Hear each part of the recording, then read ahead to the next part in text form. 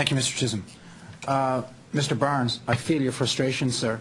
Mr. Watkins, I say to the Conservative members opposite, have a good look at Mr. Watkins because he's a rare breed. He's a 42-year-old, fourth-generation fisherman, and he's a rare breed because we're losing them all the time. The average age of fishermen in my province is, Mr. McCurdy can tell you, it's 60, 65. It's going up and up and up for reasons because of bad management policies like the one that we're discussing today. My question's for you, Mr. McCurdy. I want to ask you, I want to touch on something that Mr. Watkins raised, and I want to ask you this question. We have 17 offshore licenses, Mr. McCurdy, and I believe that 8 of those are partly, at least partly owned by Newfoundland and Labrador interests. Now, I only have a few minutes, so if you could be as pointed with your answers as you can. But what is the amount of foreign interest in those licenses? My understanding of those is that we could find in terms of it's limited to what the public documentation this is, depending on, because most of these companies aren't publicly traded. There's 3 that I know of that are entirely Newfoundland owned. The 2 Labrador Fishermen's Union Shrimp Company and Torngat Co-op. Ocean Choice International has 2 with at least 30% Icelandic ownership in the company. There's one called Harbour Grace Shrimp Company Limited. As far as we're able to ascertain, the control of that is now entirely in the hands of a company, a subsidiary of a Danish company. There's one called Newfound Resources, which again is significant, if not the majority, held by a subsidiary of a Danish company. There's one in Labrador called Pikalujak Fisheries, which is a 50-50 venture between an Inuit group and was originally National Sea Products. They sold their share to again a company with foreign roots. So there's a significant foreign ownership in the so-called Newfoundland licenses. There's no foreign ownership in Mr. Genge's or Mr. Watkins or Mr. Russell's enterprises.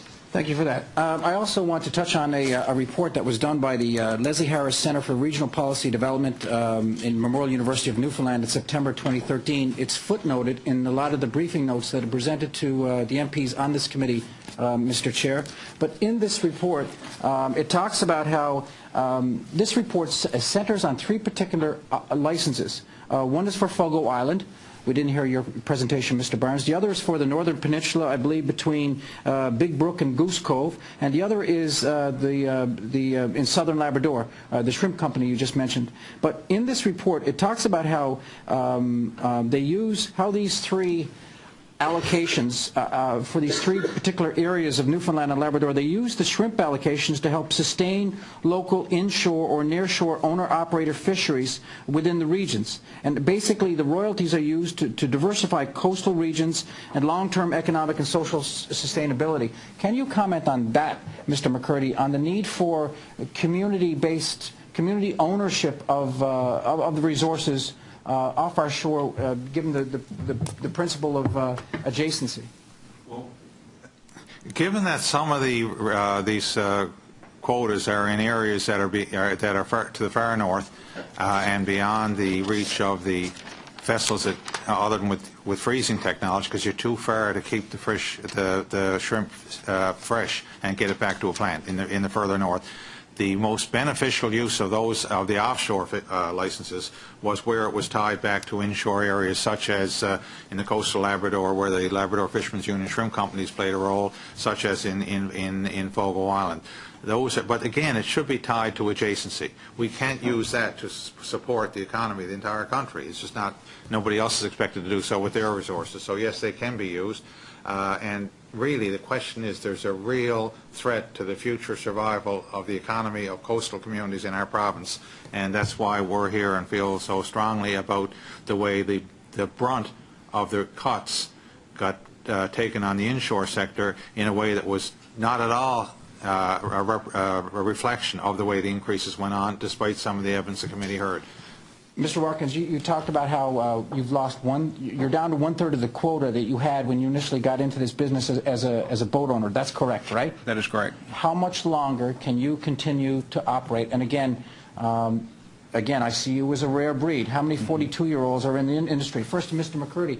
What's the average age of the people in the industry, of fishermen in the industry, boat owners? Well, they'd be mostly baby boomers, 55 plus. Okay. How much longer can you last with the amount of fish that you have left? Your quote was, there's no fish to pay the bills. That's your quote. How much longer can you last? Right now, with the quota cuts that we just got again this spring in 3K, I'm going to start operating in the red this year, and I have 1,200, that's 1,200 other enterprises in Newfoundland in the same situation that's going to be in the red this year because of these policies. Thank you very much. Oh, okay, I can go for it. Mr. McCurdy, you also mentioned the original press release that went out in 1997 when Mr. Mifflin announced that he would have quota for the inshore fleet, but there was no mention then of LIFO. And then we've heard other witnesses explain how LIFO evolved. It wasn't again mentioned in 1997, but to use a word that Mr. Barnes used earlier. He didn't present, but he did use one word that stuck with me, and that is how you got shafted. LIFO wasn't mentioned. Has the inshore fishery of Newfoundland and Labrador been shafted? Yes, I believe so. And just on the issue of, you know, the explanation, well, because LIFO was because there was a rule, a threshold brought in 1997, which subsequently got changed in 2003 without any transparency to that change, and got changed again in 2007 without any transparency to that change.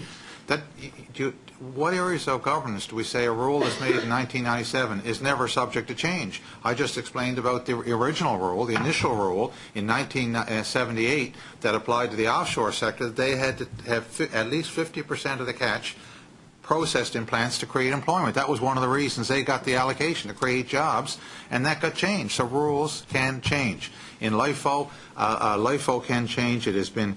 in fact, there was a case very similar to what was the wording of Mifflin's press release in 1978 about thresholds.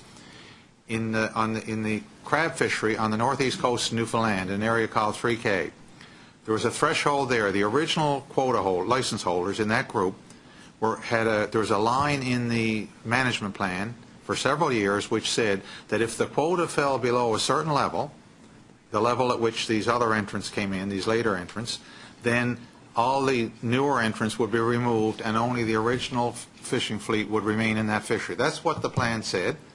But several years later, about 10 years later, the quota fell below that threshold and the later entrants remained in the fishery. Something similar happened in the Gulf. The initial fleet appealed that to court, Supreme Court in Newfoundland, and lost the appeal, and the grounds on which they lost the appeal was that the minister 10 years previously could not tie the hands of the current minister, and in fact that the current minister had every right to change the policy and did so, and the current minister now or next year's minister has every right to change LIFO and to reflect fairness in the sharing of the impact of the decline. Thank you very much. Mr. Camp.